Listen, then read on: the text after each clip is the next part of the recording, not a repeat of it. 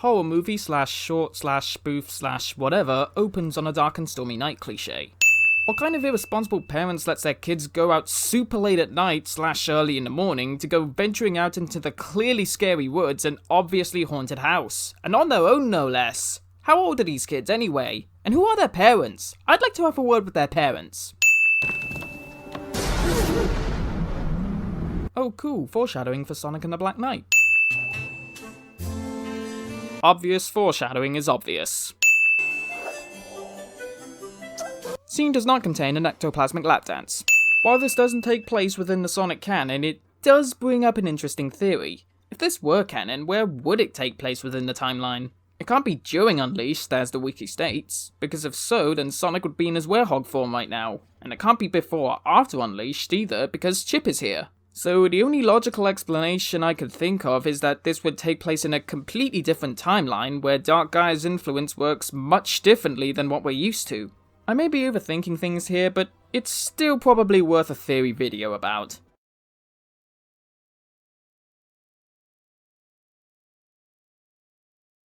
Muddy footprints from Sonic's shoes here, but in this above shot, they're no longer there.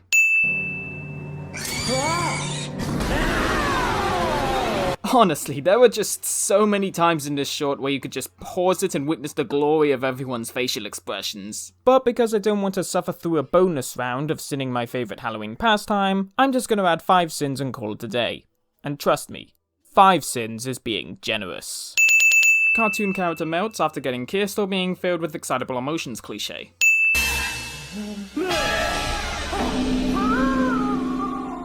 Wow, Sonic is a real douche. These pictures of Sonic being unfazed by Sue and Wu are hilarious, but in this shot prior, there were no pictures featuring Sonic anywhere. See? Not a single trace of Sonic Blue. Now, I'm willing to give the benefit of the doubt that they're all hidden underneath this massive pile, but how would La miss them all if they were all delivered to her immediately after the shots of Chip getting frightened were taken? Not only did Bruce Almighty lend a helping hand by increasing that moon size, but they also paid him overtime to make sure the moon's destroyed side stayed perfectly away from sight. Yeah, that's right, Sega. We still haven't forgiven you for that load of continuity bullcrap. But still, I'm knocking 2 sins off just for how good the Werehog transformation looks, and for how it's still able to give me goosebumps even over a decade later. Yeah, call me biased for this short, but I can't help it, guys. I love it so much!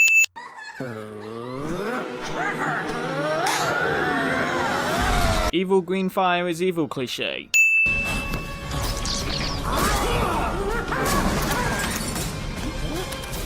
Accidental camera shot take ex machina.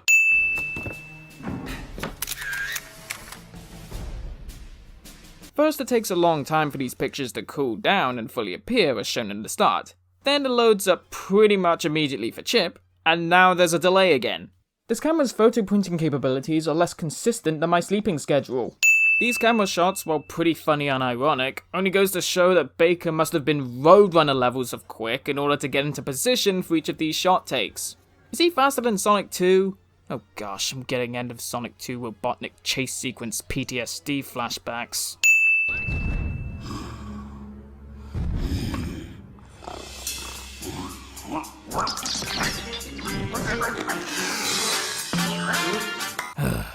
Cartoon villains argue amongst each other while our hero is down and or captured, allowing them to recover in time to either fight back or get away cliché. I'd make a Team Rocket joke, but honestly, this shot just speaks for itself.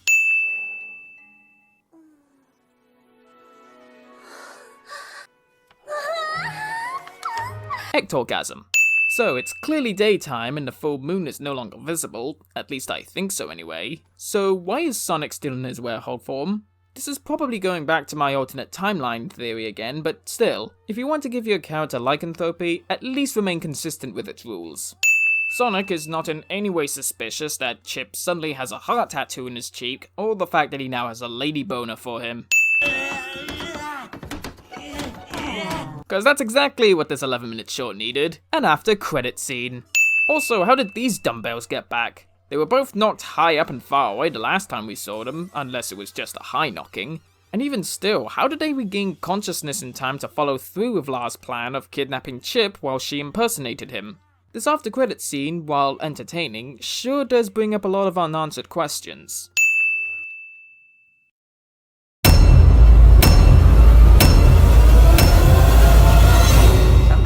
skips a generation.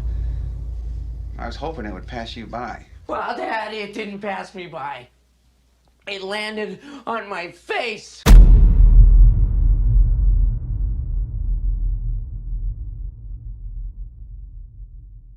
What kind of irresponsible parents lets their kids go out super late at night / early in the morning to go venturing out into the cliff? Scene does not contain an ectoplasmic.